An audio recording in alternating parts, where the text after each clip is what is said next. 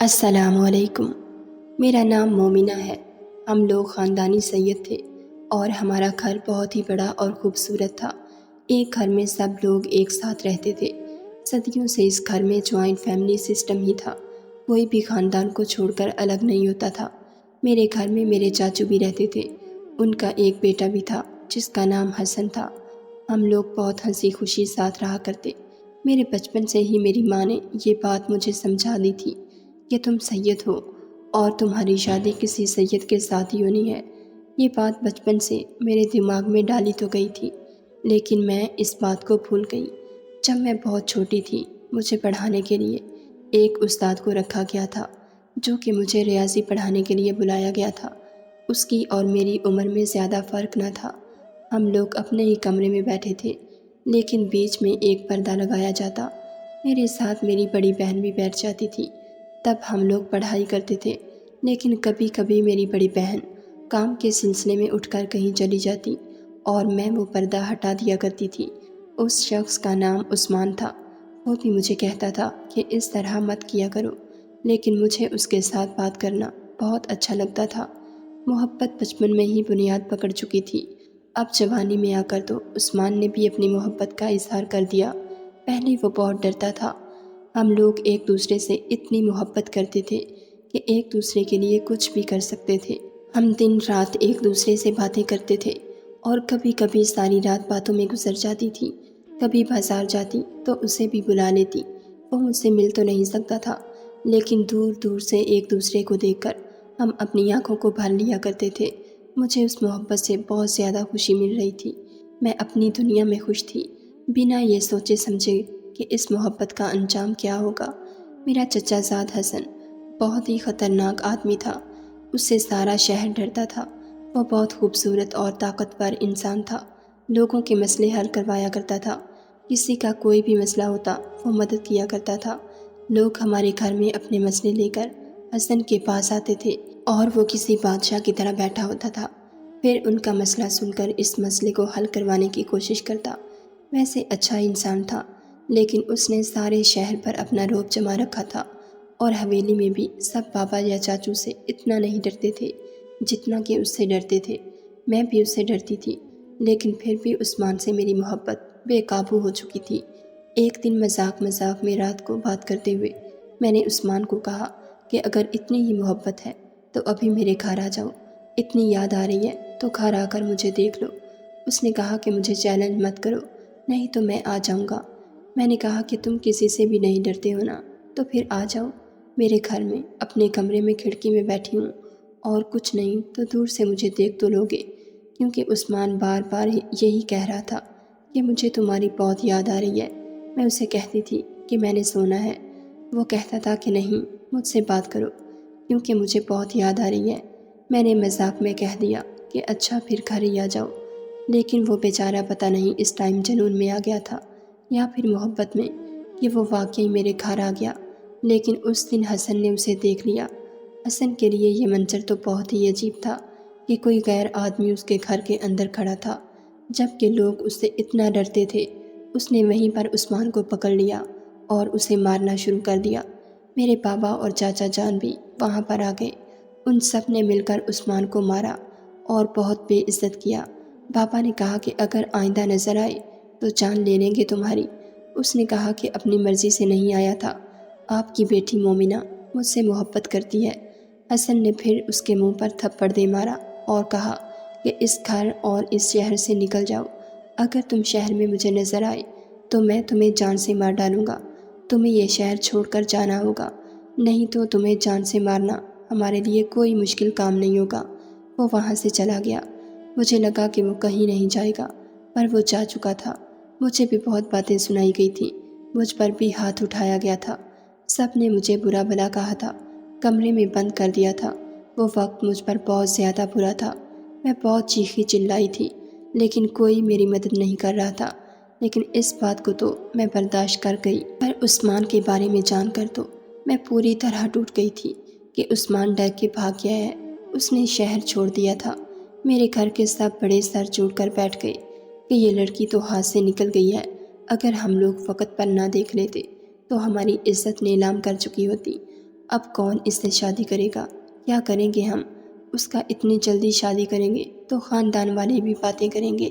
تب حسن نے کہا کہ میں اس سے شادی کروں گا، میں اپنے گھر کی حفاظت کرنا چاہتا ہوں، گھر میں ہی رہ جائے گی تو اس کے لیے بھی آسانی ہوگی اور ہم سب کے لیے بھی۔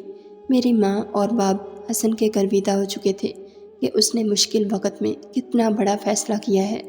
سب شادی سے راضی تھے لیکن میں راضی نہ تھی۔ میں نے بھی شور ڈال رکھا تھا کہ شادی نہیں کروں گی۔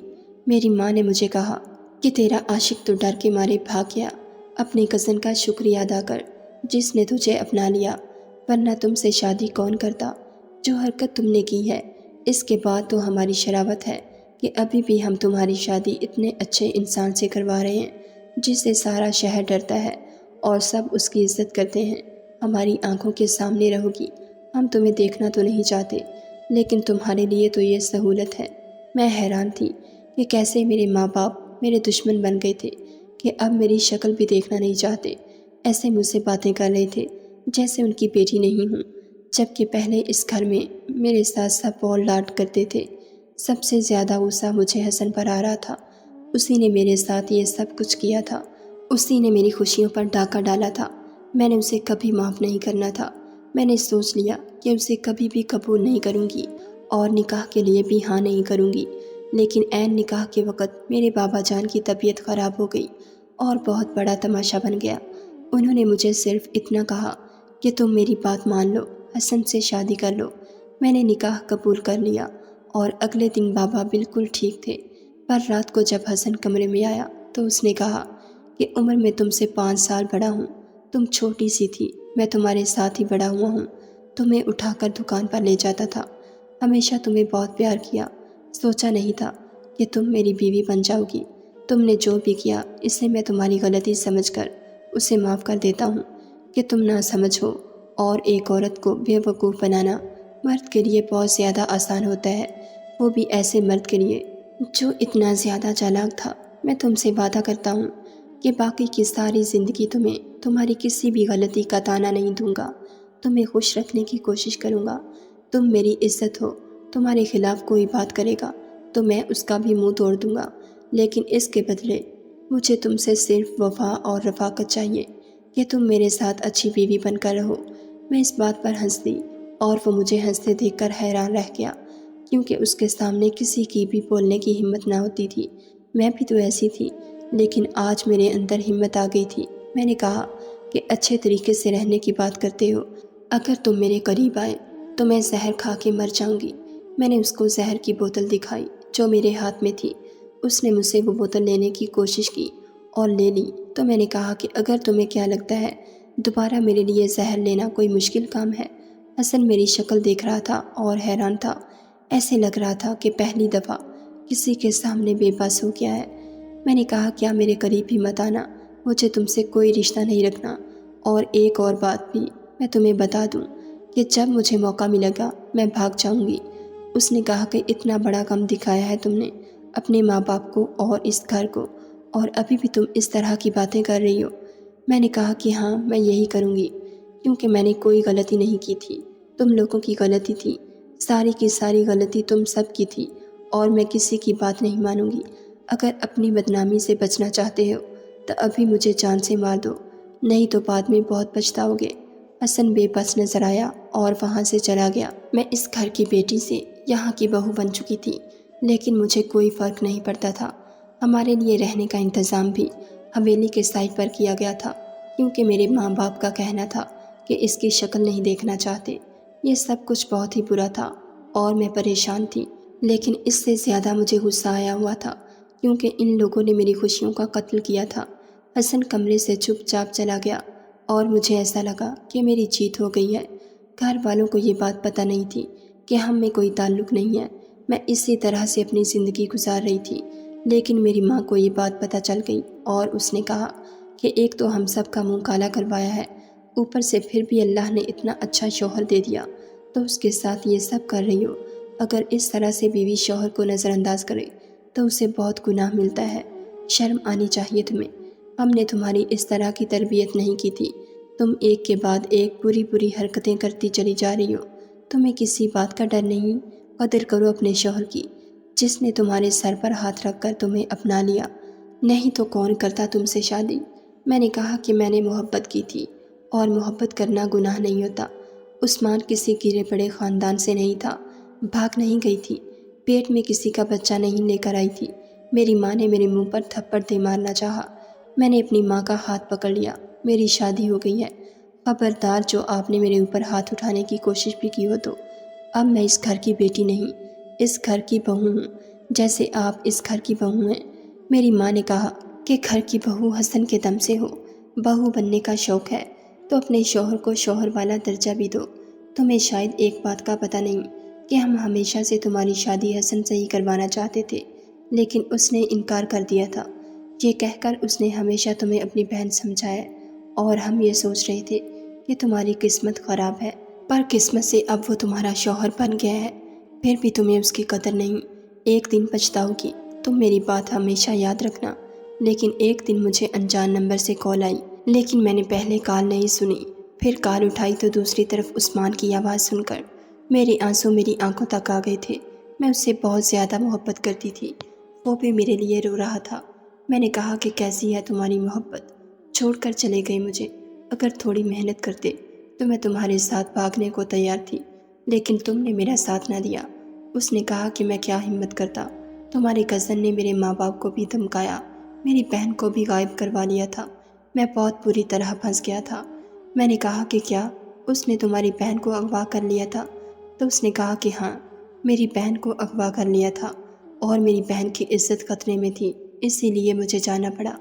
میں نے کہا کہ ایک طرف تو بڑا غیرت مند بنتا ہے، سارے شہر کی لڑکیوں کو اپنی بہن سمجھتا ہے، اور دوسری طرف کسی کی بہن کو اغوا کر لیا۔ کس قسم کا انسان ہے یہ؟ اس کا مطلب اس کے دو روپ ہیں، اور ایک روپ اس نے دنیا کو دکھانے کے لیے رکھا ہے، اور اس کا دوسرا روپ بہت ہی بھیانک ہے۔ مجھے تو حسن سے نفرت ہو رہی تھی۔ عثمان نے کہا کہ میں تمہارے بنا نہیں رہ سکتا، مجھے تم سے ملنا ہے۔ میں نے کہا کہ یہ بہت مشکل ہے، میری شادی ہو چکی ہے۔ اس نے کہا کہ ہم نہیں مانتے اس شادی کو، یہ شادی زبردستی کی گئی ہے، تمہاری مرضی تو نہیں تھی اس میں۔ تم اپنے دل پر ہاتھ رکھ کر بتاؤ، کیا تم اس شادی سے راضی تھی؟ میں نے کہا کہ میں شادی سے راضی کیسے ہو سکتی تھی، میں تو تم سے محبت کرتی تھی۔ ان سب نے زبردستی میری شادی کروائی۔ بابا تو عین ٹائم پر دل پکڑ کر بیٹھ گئے تھے، انہوں نے میرے ساتھ ڈرامہ کیا، اور جب میں نے شادی کے لیے ہاں کر دی تو وہ بالکل ٹھیک ہو گئے تھے۔ پھر تم کیسے شادی کو شادی کہہ سکتی ہو؟ انہوں نے ہمارے ساتھ دھوکہ کیا، ہماری بات نہیں مانی۔ اب ہم پر فرض ہے کہ ہم جو چاہیں کریں، تمہیں وہاں سے نکلنا ہوگا، میں تمہارا انتظار کروں گا۔ جلدی جلدی میں اس نے فون بند کر دیا، اور میں بہت زیادہ حیران رہ گئی۔ شام کو حسن گھر آیا تو اس نے میرا چہرہ دیکھ کر پہچان لیا کہ کوئی بات ہے۔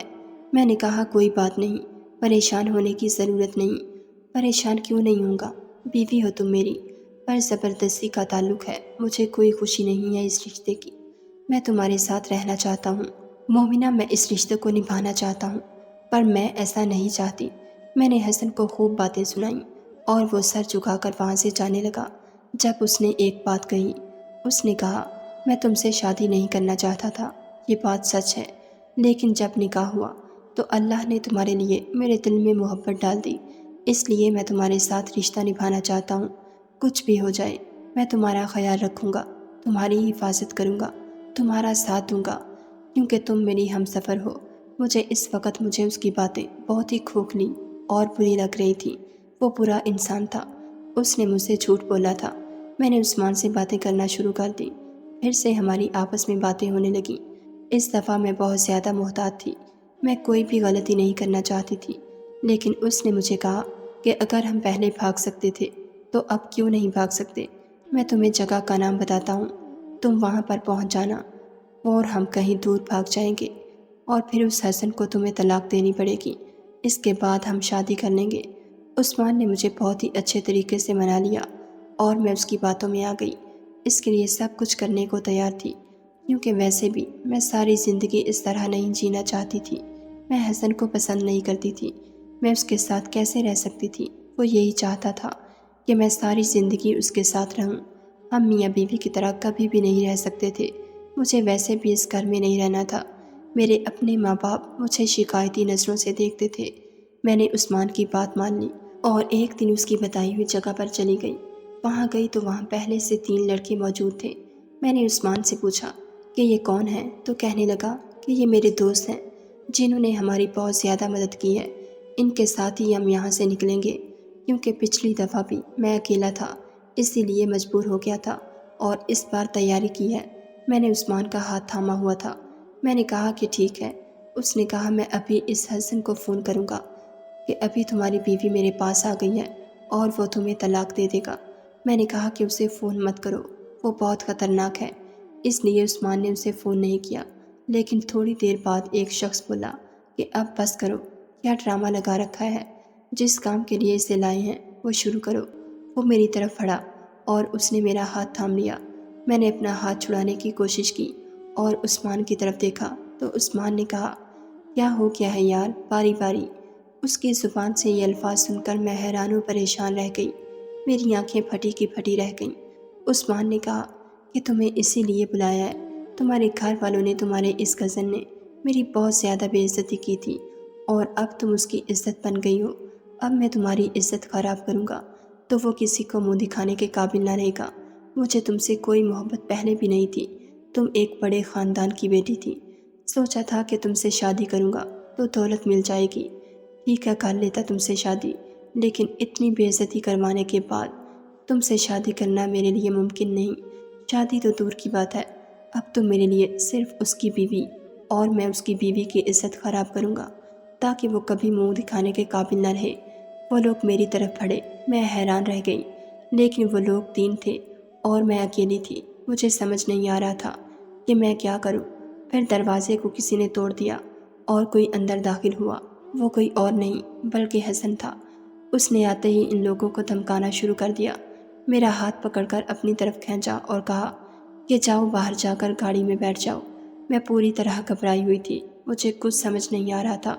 اس سے معافی مانگ رہی تھی کہ حسن مجھے معاف کر دو، مجھے کچھ پتہ نہیں تھا۔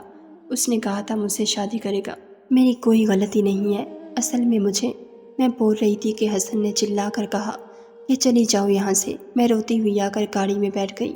تھوڑی دیر کے بعد اندر سے چیخنے چلانے کی آوازیں آنے لگیں، شاید لڑائی ہو رہی تھی۔ میں نے اپنے کانوں پر ہاتھ رکھ لیا، یہ سب میری وجہ سے ہو رہا تھا۔ اور پھر میرے کانوں نے کچھ سنا، 3 دفعہ گولی چلنے کی آواز آئی۔ میرے شوہر یعنی حسن نے ان سب کو جان سے مار دیا تھا۔ میں حیران رہ گئی۔ حسن باہر آیا اور گاڑی میں بیٹھا، اس نے ہاتھ صاف کیے اور گاڑی چلا دی۔ وہ میری طرف دیکھ بھی رہا تھا۔ میں پوری طرح گھبرائی ہوئی تھی۔ میں نے کہا کہ کیا کر کے آئے ہو، تو کہنے لگا کہ انہیں جان سے مار دیا ہے۔ میں حیران رہ گئی۔ اس نے گاڑی ایک طرف روک دی جہاں کوئی بھی نہیں تھا۔ اس نے کہا کہ محبت میں اندھی ہو گئی تھی، وہ شخص تم سے محبت نہیں کرتا، تمہیں محبت چاہیے تو میں تمہیں محبت دینے کو تیار ہوں۔ کیا تمہیں میری محبت نظر نہیں آتی؟ کیا تمہیں میری اور اپنی حلال محبت نظر نہیں آتی؟ ہم دونوں ایک دوسرے پر حلال ہیں، یہ رشتہ کتنا خوبصورت ہے، اور تم کیا کر رہی ہو؟ میں نے کہا تم مجھے جان سے مار دو، اگر میں واپس گئی تو گھر والوں کے طعنے برداشت نہ کر پاؤں گی۔ حسن نے کہا کہ تم آج کے بعد صرف میری بن کر رہو، تم پر کسی غم کا سایہ بھی نہیں آنے دوں گا۔ میں نے اس سے معافی مانگی اور کہا کہ ایسا ہی ہوگا، مجھے معاف کر دو۔ جب ہم گھر آئے تو گھر والے پہلے سے ہی بہت پریشان تھے۔ حسن نے کہا کہ آپ لوگ اس کے ساتھ برا رویہ رکھتے ہیں، یہ خودکشی کرنے گئی تھی، بڑی مشکل سے بچا کر لایا ہوں۔ اس نے جھوٹ بولا۔ یہ بات سن کر میرے ماں باپ کا دل بیٹھ گیا۔ امی نے کہا کہ بچوں سے غلطی ہو ہی جاتی ہے، لیکن اس کا مطلب یہ نہیں تھا کہ تم خودکشی کر لیتی۔ اب ہم بھی تم سے بہت پیار کرتے ہیں، تم ہماری بیٹی ہو۔ انہوں نے مجھے معاف کر دیا اور میں نے حسن کو حیران ہو کر دیکھا کہ اس نے کیسے سب کے سامنے مجھے بچایا۔ مجھے اس کی بات یاد آ گئی جب اس نے کہا تھا کہ میں تمہارے لیے کچھ بھی کروں گا، ہمیشہ تمہارا ساتھ دوں گا۔ میں نے حسن سے دوبارہ معافی مانگی اور اس نے کہا کہ آج کے بعد اس بارے میں نہ تو کوئی کسی سے بات کرے گا اور نہ ہی تم سوچنا۔ اب ہم اپنی زندگی کا آغاز کریں گے۔ تم مجھے بہت اچھی لگتی ہو، مجھے تم سے کوئی شکایت نہیں، ہمیشہ ساتھ رہیں گے اور میں ہمیشہ تمہیں بیوی والا مان اور عزت دوں گا۔ میں حسن کے بارے میں کتنا غلط سوچتی تھی، وہ بہت اچھا انسان تھا۔